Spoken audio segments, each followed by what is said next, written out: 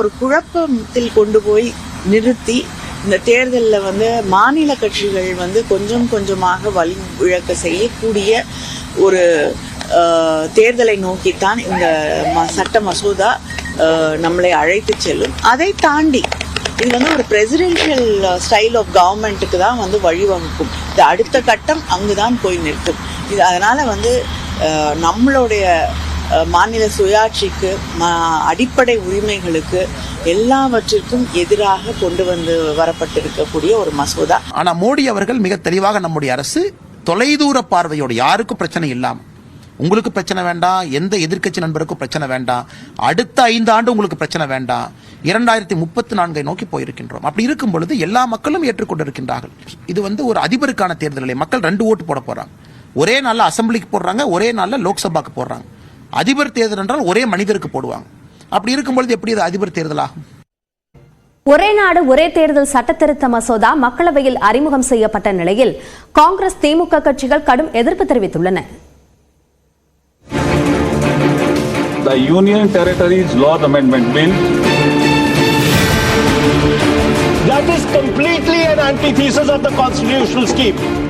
It is just a fulfillment of one gentleman's desire. How could be allowed?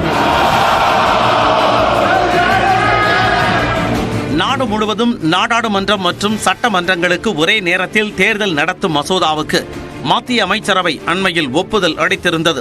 அதற்கான சட்ட திருத்தங்களை மேற்கொள்ளும் மசோதாவை மத்திய சட்டத்துறை அமைச்சர் அர்ஜுன் ராம் மேக்வால் மக்களவையில் அறிமுகம் செய்தார். I wish to move for leave to introduce the Union Territories Law Amendment Bill 2024, further to amend the Government of Union Territories Act 1963, the Government of National Capital Territory of Delhi Act 1991, and the Jammu and Kashmir Reorganization Act 2019. ये मैं आपकी अनुमति से आपसे leave मांग रहा हूं. ஒரே நாடு ஒரே தேர்தல் மசோதாவிற்கு காங்கிரஸ், திரிணாமுல் காங்கிரஸ், திமுக, சமாஜ்வாதி உள்ளிட்ட கட்சிகள் ஆரம்ப நிலையிலேயே கடும் எதிர்ப்பு தெரிவித்தன. இந்த மசோதா அரசியலமைப்பின் அடிப்படை கோட்பாட்டின் மீது தாக்குதல் நடத்துவதாக கூறிய காங்கிரஸ் உறுப்பினர் மணிஷ் திவாரி மசோதாவை திரும்ப பெற வேண்டுமென வலியுறுத்தினார். How is it possible under our constitutional scheme that the tenures of the state legislatures can be made subject to the tenure of the national legislature? That is completely an antithesis of the constitutional scheme. இந்த மசோதாவை நாடாளுமன்ற கூட்டுக்குழு ஆய்விற்கு அனுப்ப வேண்டும் என்று திமுக மக்களவை குழு தலைவர் TR பாலு வலியுறுத்தினார். When the government is not having 2/3 majority, how could they allow this piece of legislation in this house? I want to know, sir. I request the government can take up the matter to JPC so that it can be discussed there and bring back the bill to the house. இதனிடையே ஒரே நாடு ஒரே தேர்தல் மசோதாவை நாடாளுமன்ற கூட்டுக்குழுவுக்கு அனுப்பி வைக்கலாம் என்றும், கூட்டுக்குழு பரிசீலனையின் போது அனைத்து கட்சிகளும் விரிவாக கருத்து கூறலாம் என்றும் மத்திய உள்துறை அமைச்சர் அமித்ஷா தெரிவித்தார். जब संविधान